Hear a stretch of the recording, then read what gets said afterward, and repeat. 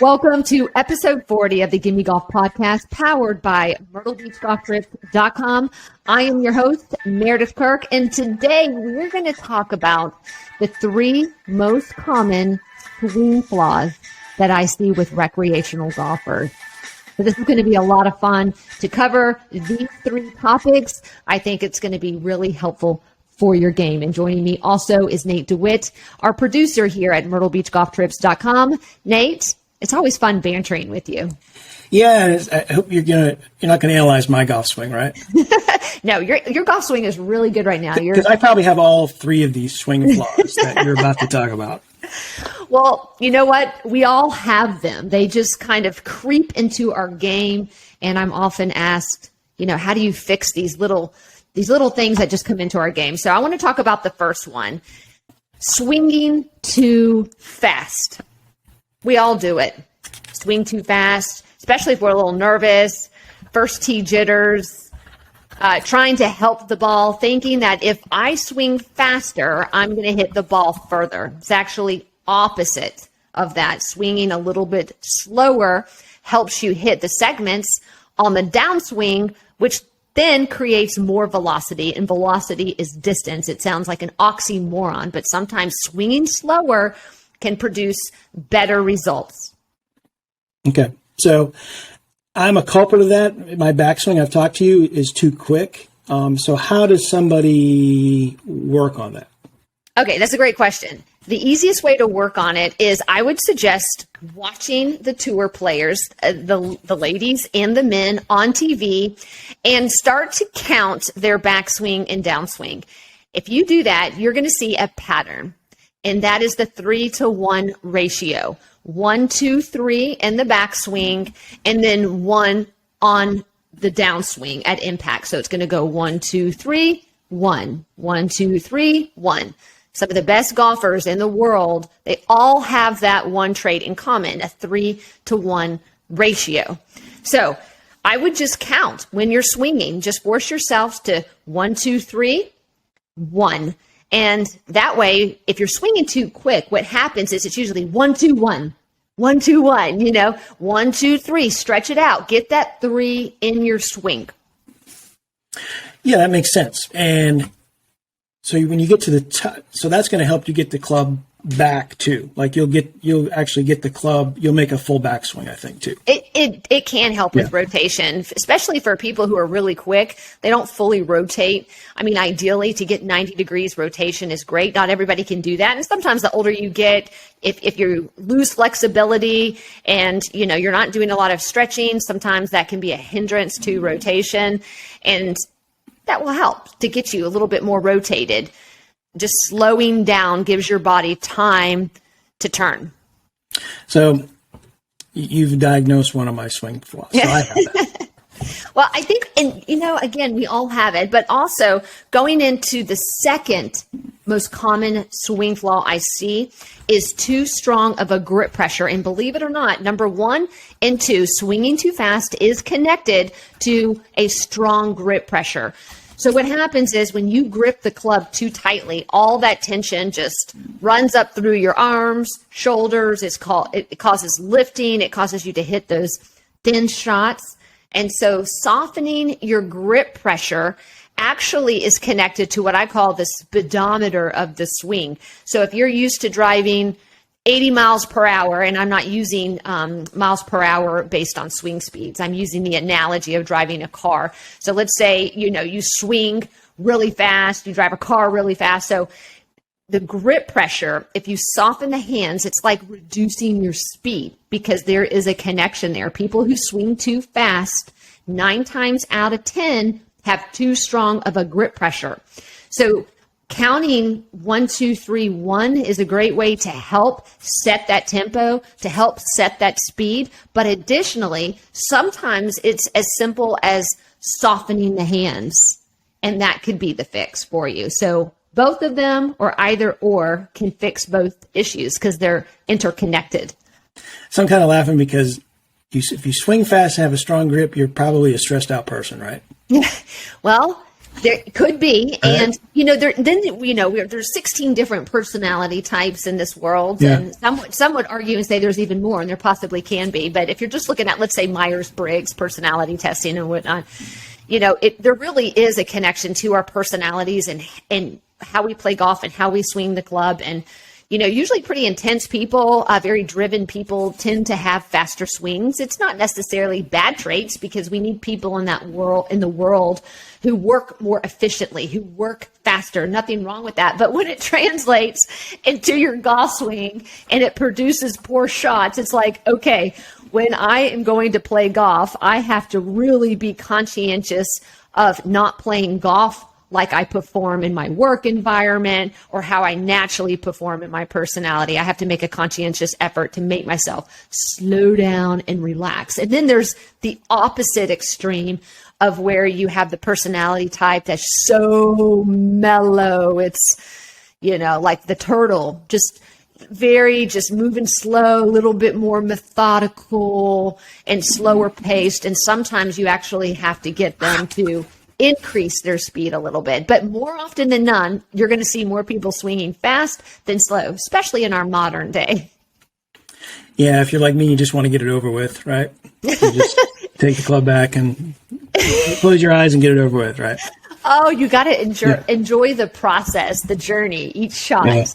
Yeah. Okay, so number 3, not squaring up to the ball. And this is just basic golf fundamentals.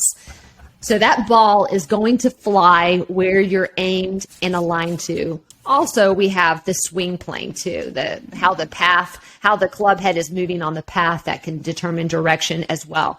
But I primarily like to focus first and foremost on what I call pre-motion components. Those are the things we do prior to swinging. And so I would suggest to square up, make sure that you always square the club face to your intended target. Make sure that club face is not open, it's not closed, it's not leaning toward the toe or leaning toward the heel. You want the leading edge nice and square to the ball. And that's what we call aim. Aim has everything to do with the club face. Now, what is alignment? Because we use that term all the time with golf instruction and whatnot. Alignment has everything to do with the body. So the body is associated with alignment. So the most important areas to line up, well, let's start with the feet. So making sure that the feet are square to the aim, to the ball. Your intended target, everything is nice and square. I always like to mention this when you're squaring your feet up. Again, we don't want to close our stance. We don't want to have our lead foot higher than our trail foot. That would be closing the stance. And then opening the stance would be having our lead foot back and the trail foot forward, being open, hips and feet open to the target. We don't want that. We want everything nice and square. If you are one of the golfers that have a flare, I have a little bit of flare. Flare is something I've actually added to my swing the past few years, that my feet slightly flare out. I would suggest then align your heels and not your toes, because sometimes you can look down if you have a natural foot flare or flares. When you look down at your feet, you can get a misread on what is square. So just make sure you can get a club, you can get like an alignment stick. I have one in my bag right here behind me, and you can lay it down on your heels. So feet are number 1. Start with your feet. Make sure your hips are nice and square with your feet. So when your feet are aligned, as you move up to the alignment to the hips, if your weight is distributed 50-50 on each side and you're biomechanically nice and connected to the ground, more than likely your hips are going to be aligned once your feet are, as long as the weight distribution's the same. Now, moving up to the shoulders, okay, we have to make sure our shoulders are nice and square. Again, it's the same method as the feet. You don't want to open the shoulders up and you don't want to close the shoulders up. You just want everything square. So feet, hips, shoulders square, and then the aim on the club head, nice and square. If you just take 15 seconds just to check your aim and alignment, you're going to have straighter shots guaranteed. It is the easiest way to straighten that ball out. Obviously, there could be swing issues you have and you may not hit a perfect shot. There could be other areas, but this will get a lot of the kinks out of some mishits. So of those three that you gave me, and that I've got them all that I know in a little ways, that one would be helpful if you had someone to help you with that one, right? Because a lot of times I have a hard time where I think I'm aimed, even with alignment sticks. I'm not. Correct. That is true. So this is where golf instruction comes in handy. Or if you have just a buddy that you're playing golf with, that you're out hitting on the range with, you can say, hey, just check out my aim. Have someone walk up and look how you're aiming the ball. Is the aim nice and square on the face? Is the face not shut, or is it not open and whatnot? Have them check your feet, hips, and shoulders alignment. Have a buddy do it, or go get a golf lesson. Golf lesson won't hurt. Seek out, a PGA or LPGA professional that you're comfortable with, someone in your local area, and just have them do a basic golf fundamental lesson. Sometimes that's all you need. Doesn't mean you have to start getting into a whole series of lessons. I'm not a big advocate for that, even though I'm an instructor myself. I often find, let's start out with one lesson. Let's work through the fundamentals. Let's work through those kinks, make a little tweaks on those fundamentals. And sometimes students are good to go. Doesn't mean that you have to dive right into golf instruction, but it's worth even just one lesson having a golf instructor check those fundamentals for you. Yeah, like I said, I would need someone to look at it, because I've had an aim and alignment, someone looking, it's like, I'm not aiming, I'm aiming right at my target. It's like, oh no, take a look, step back and take a look, see what I see, right? So yeah, I fully subscribe to all three of those. I do have all three of those issues. Yeah, and I'm telling you what, if these three issues, if everybody worked on these three issues all the time, there's going to be so many better rounds of golf. I mean, just these three issues alone. Again, swinging too fast, the number one, the biggest one, slow it down. You want to have good segmentation on the golf swing. We call it the kinetic link, kinematic sequencing. I know those are big terms, but basically all it means is this: when you get to the top of the swing, you're swinging slow enough for the lower body to fire first, and then the upper body, the shoulders, the arms, the hands, and then the club head generating the most energy and speed at impact. So when you swing slow enough, your body is able to somewhat uncoil the golf swing. And the golf swing, all it is, it's so simple. It's just a rotation around the spine. So you are winding up and then you're releasing it. And if you try to swing too fast, this is what happens. Your shoulders are moving faster than your lower body. And once those shoulders speed up, then you're going to lose that segmentation. You may hit 2 segments, you may hit 3 segments, you may hit enough segments on the downswing to create a shot, but it's not going to be the perfect shot. It's not going to be ultimately what you want. And what we want is a nice square shot at impact. We want that explosion with maximum power. And to do that, the hips have to go first. Yeah, and I'm just thinking about it. All three of these are tough to change if you've been playing golf for a while, right? So where do you start? So what's the first? Obviously, probably the grip. You start with the grip first. It's like, okay, I'm going to soften my grip up. Yeah. I mean, really, I think, again, 1 and 2 go hand in hand. No pun intended. Hands, right? Grip pressure. Just, soften the grip pressure. Because if you soften your grip pressure, it's an impossibility to swing too fast. I don't know if you know that. You have to try it. Take a club, grip it on a scale of 1 to 10. Start at a 6 with your pressure. And swing the club back and forth, nice and soft. 1, 2, 3, 1, 1, 2, 3, 1. In fact, you can just make continuous swings. Swing like 10 times, nice and easy, counting 1, 2, 3, 1 with a level 6 on your grip pressure. You don't even have to hit a ball. The goal is just to feel that tempo. Once you do that, set up and hit a ball. The first thought is always going to be, I'm not going to hit the ball far.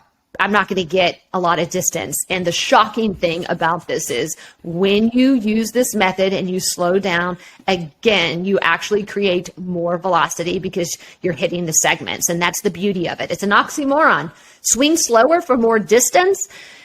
It works. Again, you don't want to swing slow motion because then you will lose distance. But you have to find the 3-to-1 ratio. And when you find that, you're going to find that happy speed. It's the perfect speed. You won't get pulled over by the golf instructor cops.